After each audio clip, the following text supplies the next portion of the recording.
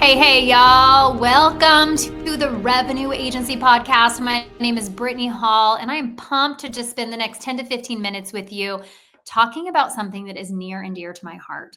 And that is really the cost of indecision, the cost of inaction. Why do we do it? What's it holding us back from? And how do you start building that muscle of making decisions quicker? And quick little funny story for y'all.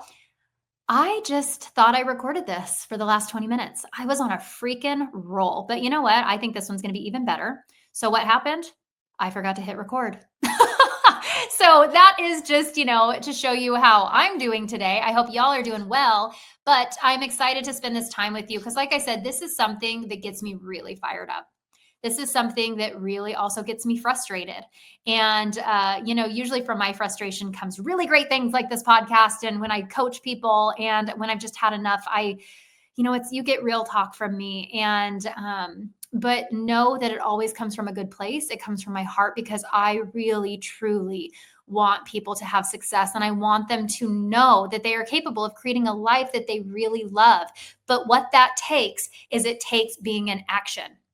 You need to be in action if you want to create success. Nothing comes from just sitting still and doing nothing.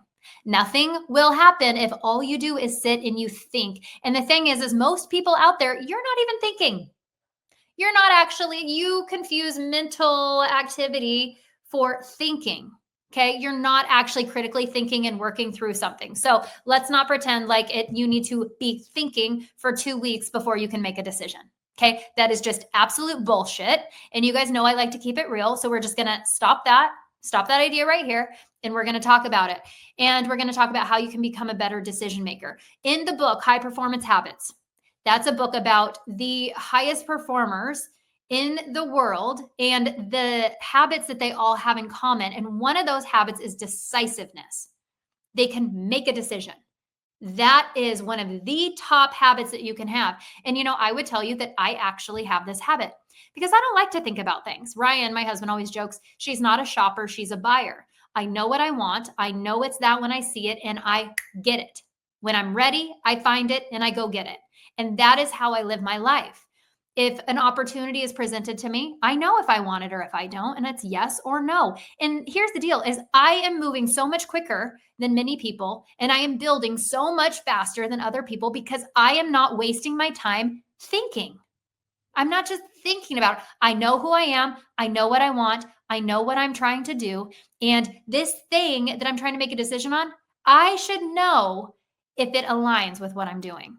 Yes or no. That's all it is. There's only 2 answers, yes or no. Nothing makes me more annoyed when I talk to people and they go, well, I'm thinking about it.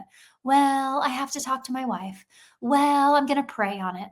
Well, I'm just not sure. And here's what I would probably put money on, or not probably, I would put money on it. I bet that is how every single freaking thing in their life goes. I bet it's lukewarm. I bet it's boring. And I bet it's really not just like on fire, lighten up the world. That is for sure how that person lives their life. And if you're like, that kind of feels like how my life is, then you need to change something. Okay. Because we can change anything we want whenever we decide. That's the deal. Okay. So let's talk about what this really does when you are staying stuck in analysis, trying to be perfect. That fear has a real price. First of all, nobody's perfect. Everybody makes mistakes. And I would even go as far to say that I don't really believe, when we're talking like business, I don't really know if there are actual mistakes. Now, there's mistakes in life.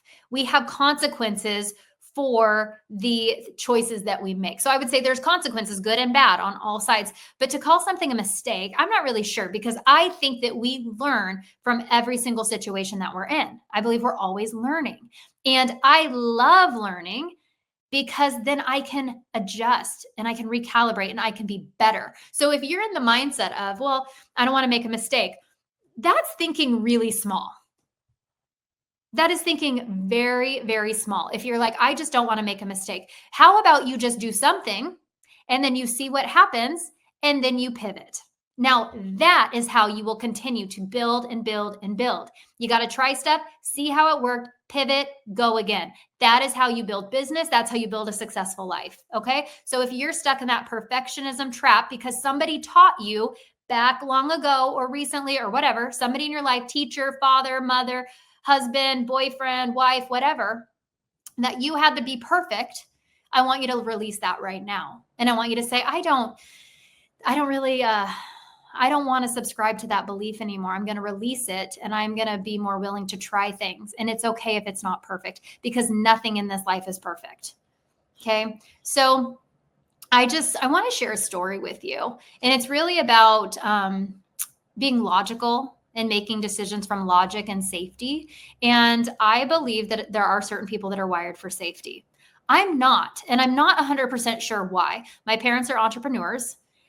They were willing to go for it. They've been very successful. They were always smart, but they didn't necessarily always play it safe. And so I don't know if that's just part of, how I was raised and what I saw in the environment that I was in. But I think things will always work out. I have a lot of faith too, I don't believe that like God would give us circumstances and put us in situations for us to just freaking fall flat on our face. I think the only way we really do that is if we don't act, we don't say yes to opportunities, and we give up. So I want to share a quick story with you. And a couple years ago, Ryan and I, we still had our network marketing business we were partnered with, and it was great for a lot of years, but it hit a point where it was just starting to kind of gradually descend, in income and people who were interested. And it, was one of those things. And we were looking at our life going, okay, we got to figure out a way to make money other than this one thing. And we were borrowing money from Ryan's retirement fund. Thank God Ryan's a planner because I did not have anything like that. And he's just like a really responsible person who has their shit together. So yay on Ryan. But we were not in a great spot. We were okay. And we had time to figure it out. But we were like, we don't want to continue doing this. So I remember I was like, well, what if, because I'm an entrepreneur, I'm a creative, right? And so I'm always got a new idea of ways to make money. And I thought, well, what if we pivoted and we coached and consulted for people that were not in this network marketing space? And we just went and taught people over here the skills that we've learned over here. They kind of translate. But I was like, I don't even know how to build a coaching business. Up on Instagram one day pops an ad, the Michael Burt School of Coaching, Speaking, and Writing. And I had known Coach Burt because I had seen him speak on stage. I had been to something in his lodge in Tennessee, and I really liked him as a coach. I loved his style. I loved his no bullshit attitude. I loved how he would bring like sports analogies in. It just spoke to me and Ryan. We really, really liked his style. But the thing is this 3-day thing at his lodge was $10,000. And I was like, damn, we don't have the money. So logic and safety would say, no, this is not the time to do that. And I have made quick decisions with money where I've learned and matured that like, maybe it is okay to take a beat and really do a gut check and check in with myself, check in with Ryan, because that's a chunk of money, right? We should be responsible. But then his salesperson told me this. Well, with this program, if you sell any of his programs on the back end, we'll pay you 20% commission. Now that perked my ears up. So turned out this opportunity didn't come to me because it was the time to start my own coaching business. Years later, now it is, right? Now that's what I do for people. But at the time, I wasn't ready for that. I wasn't ready to let go of my network marketing business yet. I wasn't ready for that, but I knew I needed to make some income. And so he was looking for salespeople and he's like, you can sell? And I go, yeah, I can sell. I can talk to people. Yeah, I'll work. And we went home from that 3 days and he gave us a 700 and some person list. And it took us 2 days, texted every person on that, set up phone calls. I was doing stuff and it was a cold leads list, you guys. This was not a hot leads list. It was a cold list with not a lot of potential in it. But you know what? I look at lists of things like that, like statistically, there's got to be something in here. There's got to. And so that is the energy I work for, is like work from. It's like a treasure hunt, right? I'm looking and I'm going to find the gold. I'm going to find the gold in this list of almost 800 people. And I'm going to do the action and I'm going to get in there and see what I can find. And I'm going to connect with these people. And you know what? There was some freaking weirdos in that list, that like weird people. I could tell you some stories. And then there was some really great people. There was some broke people. There was some people who weren't ready, but I just kept sifting through the list and I closed some great stuff out of that list. And then I remember the first month I made a couple $100 and I was like, oh yeah, boom, right? Like that pays a couple bills, right? And I was like, okay, momentum, build on it. And then what happened was Ryan and I saw some opportunities in this company to maybe expand what we were doing because we also have a very strong operational background. And we decided, hey, we're going to get in here and we're going to say, hey, we see some stuff we think we can make it better. And we did. And so Ryan started working in that capacity. And then I just kept selling. And then I was kind of the top salesperson. There were a lot of months that I sold over 6 figures and I was making 5-figure checks a month. And I'm not talking $10,000, like more than that. Like I was making lots of money, like $15,000 to $25,000 a month. And I had never made money like that in my life. And I was on fire. And here's the other thing. I'm obviously not with that company anymore. And there was some interesting stuff that went down that kind of hurt my feelings, probably broke my spirit a little bit, and just was really disappointing, because you work really hard with people and then you think that they're going to treat you well. And then what happens is sometimes when you're not an asset to people anymore and you decide to move on, they no longer, they can just be mean, right? And kind of turn on you. And so that's what happened. But I still look back at that time, that year that I spent with that company, with so much just gratitude because I learned so much and I took those skills, and that is what I help people do today. And that's what I do at the revenue agency. I learned the grit and the determination and the will that it takes to build a business. And so I'm so thankful for that chapter. But what I want you to pull from that it's not because I'm great. It's not because I'm just more talented than you. It's not because, I really used a lot of logic to make that decision. The logical thing to do would be to never go to that event in the first place because we didn't have the money. It probably was irresponsible, but I saw an opportunity in my gut. I felt like, yes. And I moved towards that feeling. And I said, yes, there's opportunity there. And I don't know what's going to be there, but I know that it's going to help us move forward. And that is what I made that decision from. And it paid off. And it was a stepping stone for where we are today. So even though there was some negative stuff in that chapter, there was so much positivity. There was so much, just so much I learned. So many rooms that I had the opportunity to be in that I wouldn't have had the opportunity otherwise. And so it was really, really incredible. It was an incredible experience. And even the tough stuff, you guys, we cannot look back at negative things and say, oh, I wish that wouldn't have happened. I'm so thankful for those challenging things because they built a strength in me, a character in me. It showed me who my people really are. And, I wouldn't not do it again. I would do it again. So I want you to think of why you're taking a long time to make decisions. And maybe it's because you lost your confidence in your decision-making ability. That's possible. But here's the thing, is confidence is built from the memory of winning. And even today in my business, when I feel like, gosh, nothing's happening, I don't feel any momentum, I get into action because I know that I'm a winner because I've won before. I know I can build a business because I've done it before. I know that I'm great at connecting with people because I have a past experience of doing that and converting it into sales and building relationships with people. So I know that I'm a winner. And so you have to know and pull from that confidence of past experiences that you have where you've made great choices, where you have won, where you've done things really well. And that is what you need to act out of, not fear, not logic, not trying to be smart, not doing what your parents necessarily taught you, not doing what Joe Schmo says that you should do.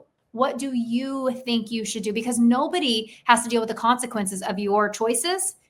And nobody else, their opinions are not going to pay for your life. And so you have to decide how you're going to move forward and what decisions you're going to make. And here's the thing. I want to wrap it up with this. The actual cost of inaction is delayed progress. Spending years of being almost ready. That is one of my biggest things. Well, it's not really the right time. You know what? Stop saying that to people. Stop saying that. Say, I don't want to. Stop saying, oh, it's not really the right time. Well, I don't really know. Just say no. Have some freaking balls and just say, no, it's not for me. And you can't argue with that. And that's okay to stand in your power and say, it's not for me right now. That's also a decision. Making a decision doesn't just mean saying yes. Maybe it's saying no because you're defending your yeses with your no's. And maybe this isn't the right thing right now. And here's the thing is when you're not making decisions, possibly opportunities are passing you by. Okay. You lose income potential when you don't move towards things and you don't make it happen. Maybe down the road, the costs are going to go up. Maybe you're staying in a position you don't really want to be in because you're scared to move forward. There's also massive decision fatigue. And then the longer you take to make decisions, you erode your self-trust. And then you have this nagging feeling of like, what if I would have moved forward quicker? Where would I be today? People don't get to the end of their life and say, gosh, I wish I really would have waited. I really wish I wouldn't have made those choices. Like, I wish I wouldn't have connected with all those people and done this awesome stuff. They say, I wish I would have acted on that idea. I wish I would have brought my message to the world. I wish I would have helped more people. I wish I would have spent time with people. That's what they say. They always wish for more time, not, oh, I wish I would have wasted more time thinking of something. Like, how dumb is that? Okay, so what happens when you move? You create momentum, and momentum creates clarity. Action builds confidence. Even imperfect action produces data and growth. That's what I'm talking about. If you make a decision and you're like, I don't know if it's not quite working out the way I wanted it to, you pivot. Do you know how many master classes and things I've done that a ton of people didn't show up to, but maybe one or two people did, and I learned something and I had great conversations? Like, did it look like a failure? Maybe. But did I learn something? Yes. So that's not a failure. Okay. So I just really, really, really want you to kind of create a new way of thinking about this. Inaction is actually the riskiest choice that you can make. Okay. So be bold.